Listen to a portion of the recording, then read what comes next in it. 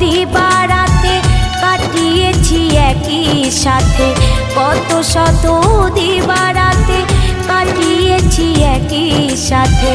ছেড়ে